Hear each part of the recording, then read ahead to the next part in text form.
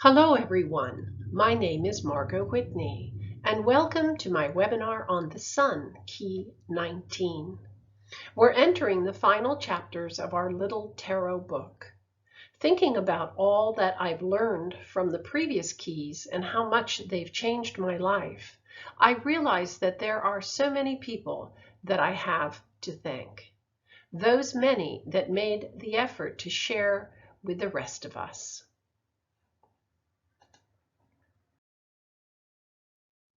The story goes that God first taught the Kabbalah to the angels before the world was created. We humans received it 3 times after that.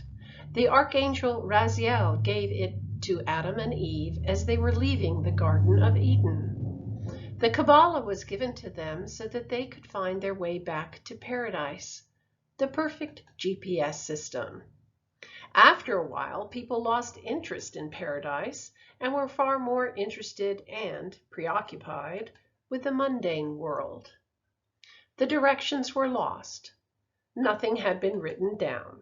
No backup made. No Google search. Oops.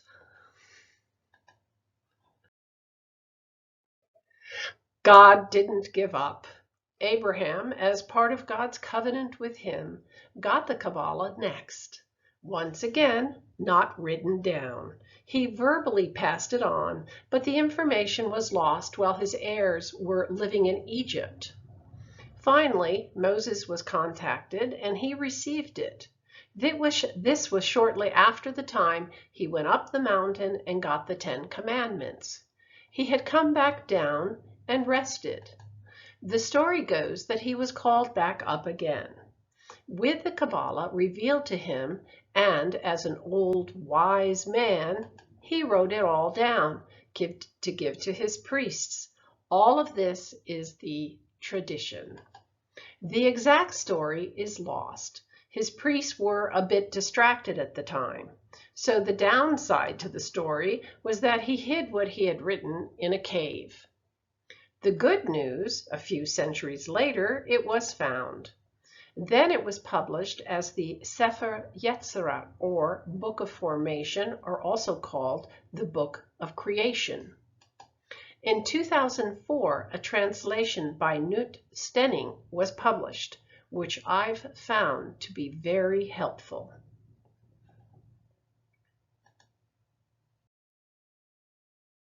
So let's continue our exploration of the tarot. Key 19, the Sun, symbolizes the 5th stage of spiritual unfoldment called regeneration. We've made it almost to the top of the mountain on the last card, the Moon. Through the use of meditation, plus learning how to create correct suggestions to our subconscious mind, both our body and our mind have been reorganized. We are now prepared to enter into a new state of awareness of our true inner nature. We will also have a fuller realization that we are an integral part of the cosmos. This we will find on Key 19.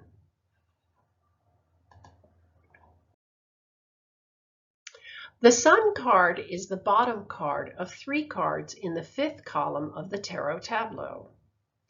The first card at the top is the Teacher, Key 5.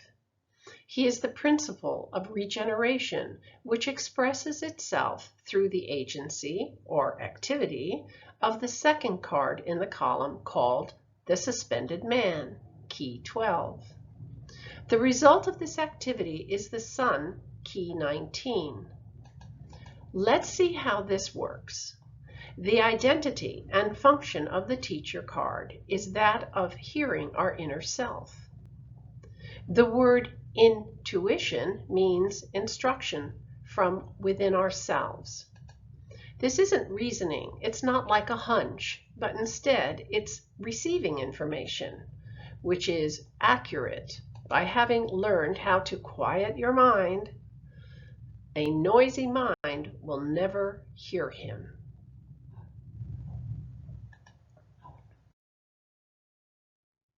Below him is the Suspended Man, who is a demonstration of the law of reversal. Because we currently only operate from our material five senses, his condition seems to be a bit odd to us. Our entire awareness of everything in our lives up to this point only comes to us via our five senses. So the obstacles, or gatekeepers, to our being fully aware of the spirit of life within us and all around us are all of our five bodily senses. The suspended man teaches us how to wake them up by creating and using silence. By doing so, we are able to land on the Sun card in a regenerated state.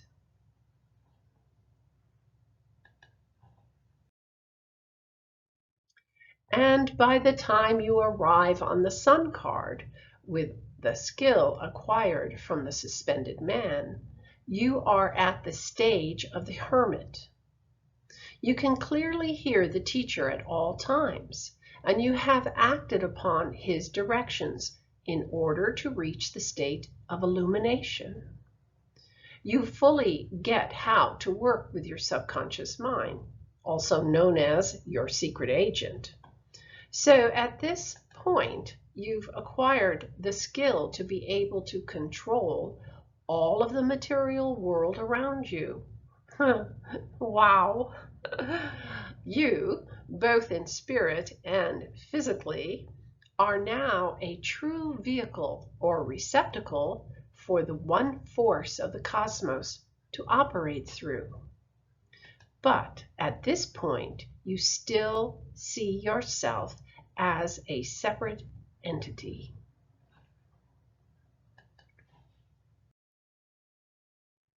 Let's see how the symbology of the card supports and conveys these ideas. Start with the number 19. The power 9 is operating through the number 1. The activity of a number is always right to left. In other words, the Hermit key 9 is operating through the Magician key 1. The Hermit is universal will, which is the free willpower of the all. The Magician expresses personal self-consciousness. That's you and me. The next step is to put this together so you can see that the free universal willpower of the cosmos is operating through or on the stage of personal self-consciousness on this card. You can do this simple two-step exercise with all of the tarot numbers that contain 2 numbers to get an idea as to what is happening on any of these cards. You may wish to go back to the previous cards and try this out.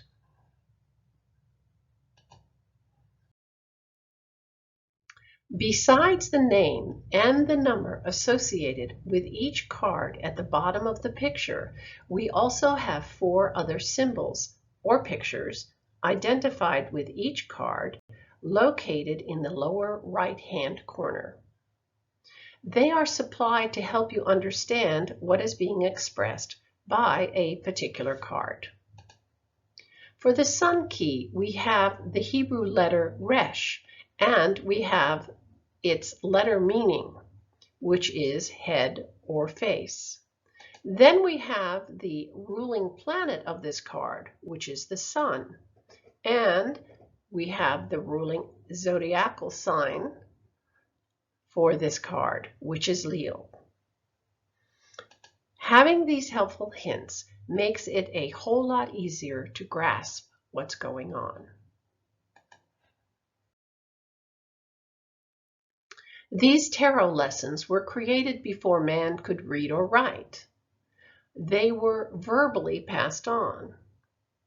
Mankind used the annual cycles of the earth and the movements of the heavens, the planets and stars, plus the magical qualities that he learned about nature and the cultural nature of his fellow man to create the lessons taught here. That's also true of the underlying mathematics and the arrangement of the symbols that are used. Much of that foundational knowledge is lost because we now read and write. But that life knowledge hasn't really changed, just our perception of it. What functional life concept is being expressed when a particular planet or sign is mentioned in the tarot? As the tarot reveals itself to you, it also reveals yourself to you.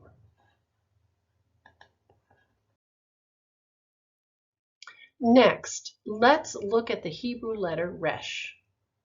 Resh means the head and face of man. So let's think about this. Within your head is your brain through which you rule your life, including your thinking about what's being said here. Also, there are some very important sensory centers there. If you were running a company, you'd be considered the head of the company. You would be its leader. So we're looking at power, authority, and organizing abilities. So that's one thing going on here. The sun is assigned to Resh.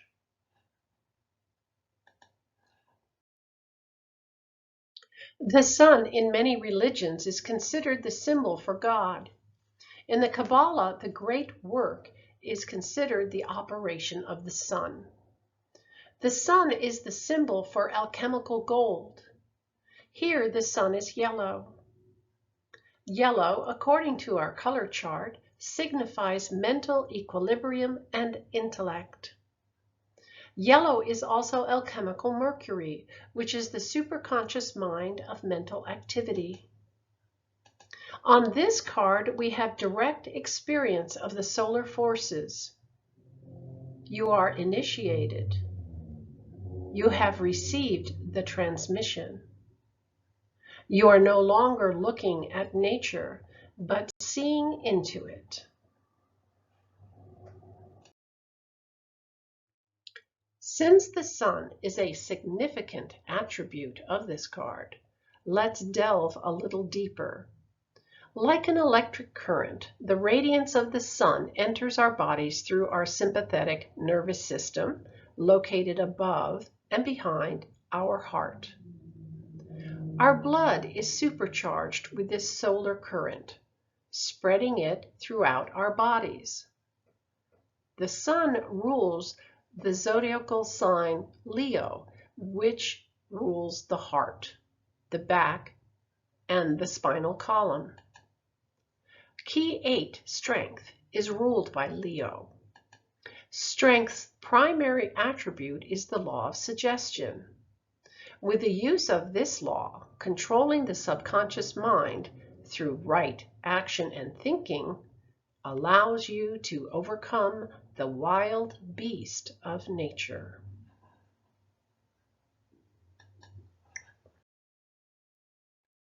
So tying this together, the serpent power of the Kundalini moves up the spinal column, igniting the 7 chakras and bringing the illumination. This must be done under safe conditions. And those conditions can be developed by following the directions of the tarot through right action, the modification of your physical body, and listening to your inner teacher. And most important, the life force transmission must be made through the heart, not through the mind. Through the heart, the connection is made to the Christ, the sun.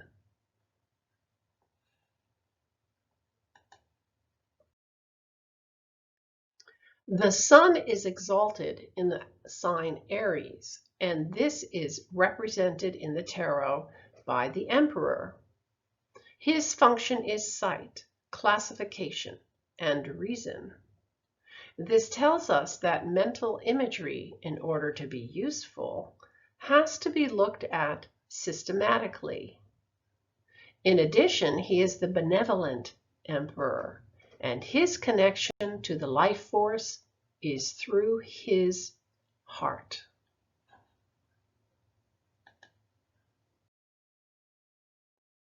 Regeneration is the function of this card. On the star card, the 8 wavy rays were not developed. They represent the feminine aspects of the life power. So here we see on the sun that the equal development of the masculine sun and the feminine moon forms of energy. There are 48 beams distributed about the sun. They are in groups of 3, which express solution, preservation, and dissolution, the classic 3 processes of alchemy. Taking place here is a physiological as well as a psychological transformation. The chemistry of your body, even your cells, have changed. You are consciously aware at all times that you and the Creator are one.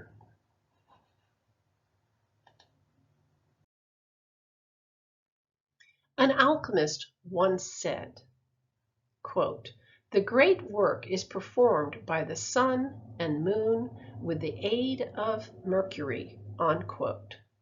This reference is chapter 3 of the Book of Formation, also called the Book of Creation, which in essence says that man uses his willpower, Mercury, to master his surrounding conditions of the sun and the moon. Needed to complete this, though, is more than personal effort. Required is an influx of power from the superconscious level of creation. At this point along the path, you're having conversations with the teacher, the inner self. This is a two-way conversation. The sun has a face. It's a living force. Our experience of the sun is now at the most intimate level.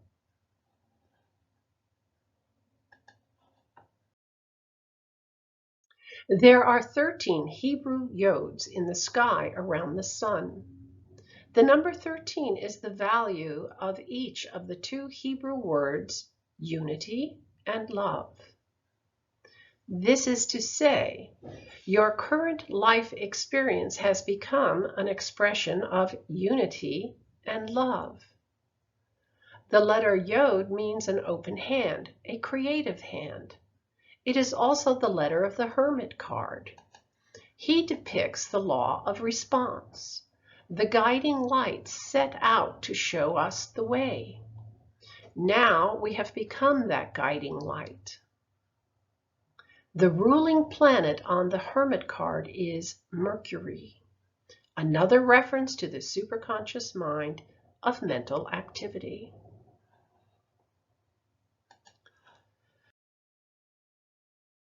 The 4 sunflowers below the stage of spiritualized humanity face the 2 children. The 4 sunflowers are totally dependent on the 2 children for their life because the children represent spiritualized humanity. The 5th sunflower in bud form also represents spiritualized humanity. That sunflower is looking directly at the sun, not the 2 children, which it is equal to. Rather, it looks above itself. In Kabbalah, this means within, to the sun for life support.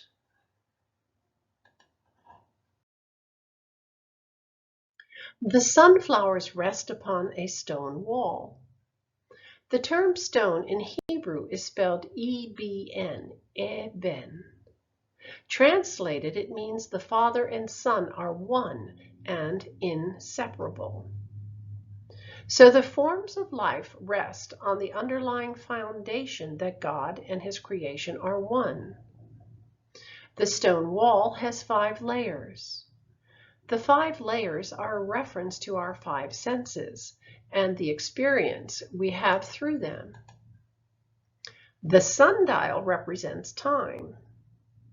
The two children have their backs to both the wall and the sundial. They are beyond both their physical senses for experience and the concept of time.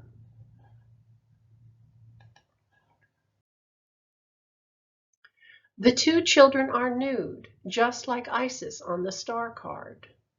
This expresses that truth is revealed to us once again by the two children. We create the veils that hide the truth from us, as we learned on the deceiver card. Only ignorance gets in the way. These children, spiritualized humanity, are masters. They are clear and childlike. Their lives and words are simple. The fairy ring under their feet represents the fourth dimension. Spiritualized humanity does not express itself in the same way as natural humanity. Spiritualized humanity lives at the center of manifestation. The children have created this way of living by continuously identifying themselves with the inner self.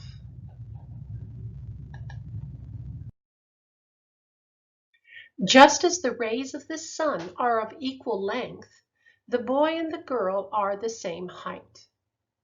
She, representing the subconscious mind, is no longer subject to the misconceptions and ignorance directed at her from the conscious mind.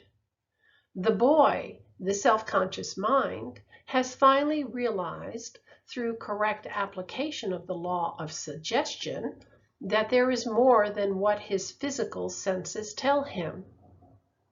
His certainty is based on the experience that go beyond his five senses.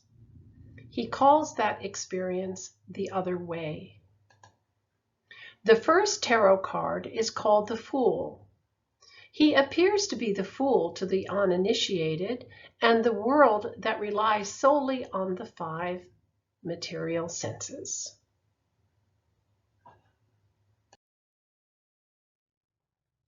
The girl has been trained to accept the other way, and her left hand gestures that she is done with what is behind her. The boy's right hand faces away from the wall in a gesture of acceptance of what lies before him. They hold hands in unity in their new life as regenerated spiritual humanity.